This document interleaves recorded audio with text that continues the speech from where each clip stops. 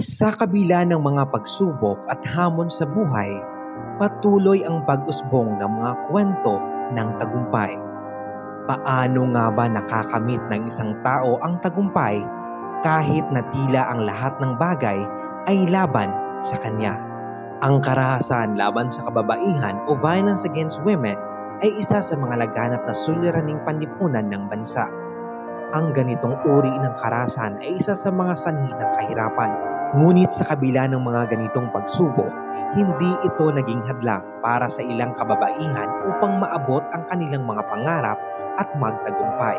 Ako po si Benji Cabanig Polgar po, 35 years old. Isa po akong single parent. Mag-isa ko pong tinataguyod ang aking 5 anak. Pangalawa sa 9 na magkakapatid, lumaki si Benji sa pangunawa sa hirap ng buhay. Sa edad na 8 taon, hindi na alintana sa kanya ang hirap ng buhay.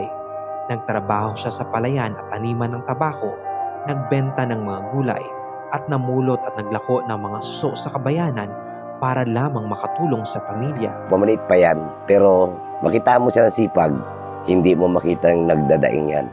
Dala-dala niya yung, yung malasakit sa mga kapatid. Nangarap po talaga ako na hindi pwedeng hanggang ganito lang kami. Siyempre, unang-una inisip ko makapagtapos ng pag-aaral. Sana. Sa edad na 18, nagdesisyon si Benji na bumukod at magpakasal dahil sa pangarap niyang magkaroon ng mas magandang buhay. Ngunit ang kapalaran ni Benji ay naging kabaliktaran ng kanyang mga pangarap sa piling ng kanyang asawa. Sa loob ng 4 na taon, tiniis ni Benji ang pisikal at verbal na pang-aabuso.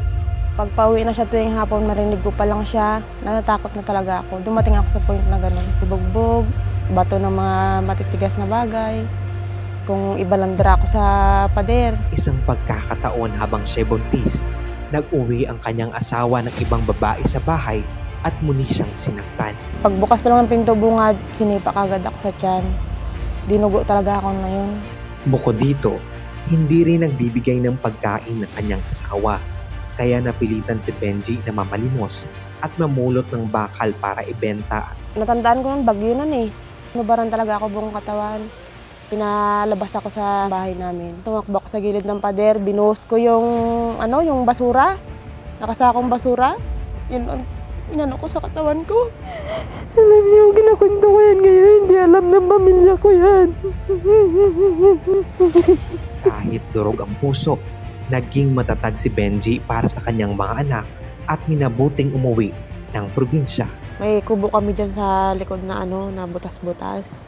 Decide ako na doon na lang kami na mag-iin na maglipat. Kaso lang, nung time na yun naman, dumating may bagyo. Katulog kami na anak ko, basang-basa. Bumalik si Benji sa pangangamuhan sa palayan, ngunit sa kabila ng kanyang sipag, kulang pa rin ang kakaunting nakukuha niya sa pagtatanim. Yung susubukan lang din sana ng pagkain mo. Nakakuha lang ako ng kaperanggot na kanin sa 2 anak ko lang yung sinusubo. Sinubukan din niyang lumapit sa kanyang mga kaanak para humingi ng tulong. Ngunit sa halip na tulungan, nakaranas siya ng pangmamaliit mula sa mga ito. Natatanggap mo pa sana kung ibang tao magsalita sa'yo, pero sariling pamilya mo. Lumagay sa isip ko magpakamatay. Sana Lord, sapat-sapat na yung nakita mo na hirap ko mula bata ako. Sana naman paranasan niyo naman ako ng magandang buhay. Bigyan niyo lang ako ng pagkataon na guminhawa talaga. Hindi ko ipaparanas sa kapwa ko yung ginawa nila sa akin. Kaya isang biyaya ang dumating kay Benji nang malaman niya ang tungkol sa tulong pinansyal mula sa Department of Labor and Employment sa pamamagitan ng DOLE Integrated Livelihood Program. Ang DILP ay bahagi ng mas malawak na inisyatibo ng gobyerno upang tulungan ang mga nangangailangan na magkaroon ng bagong simula. Sabi talaga ng mga empleyado ng DOLE, palaguin mo lang yan. Sabi niya, tutulungan ka pa namin. Yung tinandaan ko yun. Nabigyan din ako. Tapos nirequest ko nga bigasan. Upang mapalawak ang kanyang negosyo, nakipag-ugnayan siya sa kanyang mga kamag-anak sa mga kalapit na lugar. Sabi ko, online ko na lang to. Since naman ang kuya ko nasa isla, kinuntak ko. Sabi ko, may bagsakan ng bigas dyan. Sabi ko, kasi may bigas ako. Pinangkat ang bigas ko.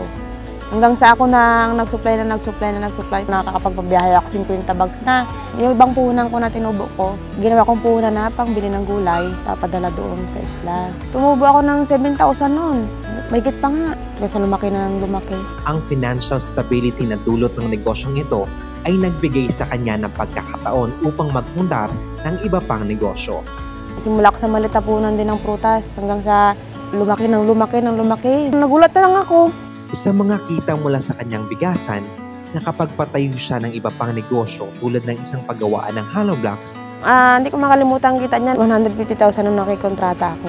sari-sari store, lugawan, at 3 branches ng balutan. Sa amin pong pagmamonitor nitong proyekto ni Ms. Benji Pulgar, kami po mismo ay naging saksi sa kanyang pag-asenso. Mula noong 2022, ang kanyang naging net income sa livelihood assistance ay umabot po ng 60,000 pesos.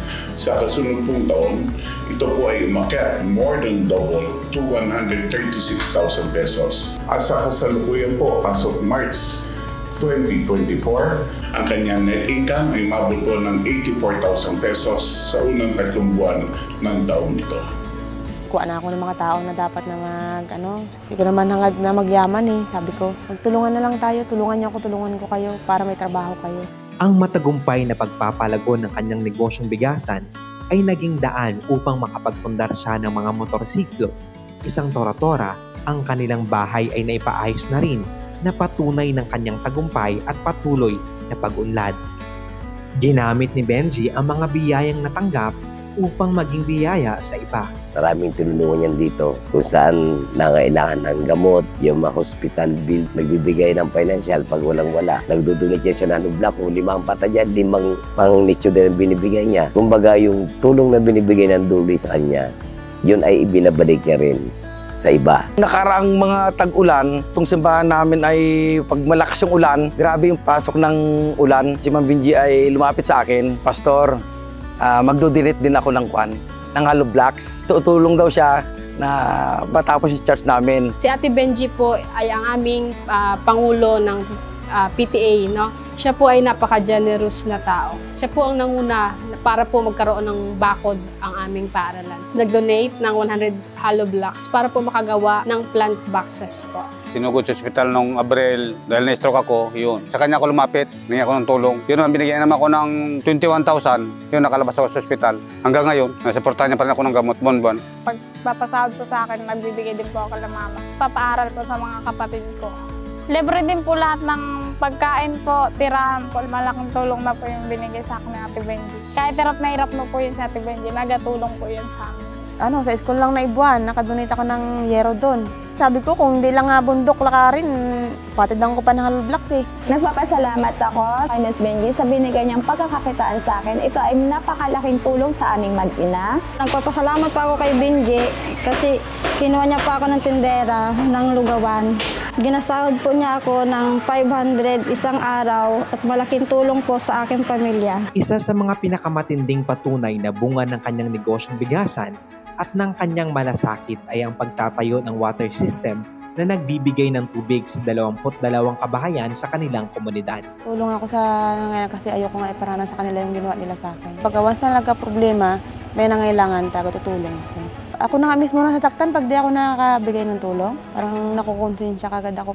Sa kabila ng mga hamon, patuloy ang pag-usbong ng kwento ng kanyang tagumpay na naglalarawan ng pag-asa at posibilidad para sa iba pang kababaihan na biktima ng karahasan at naghahanap ng bagong simula.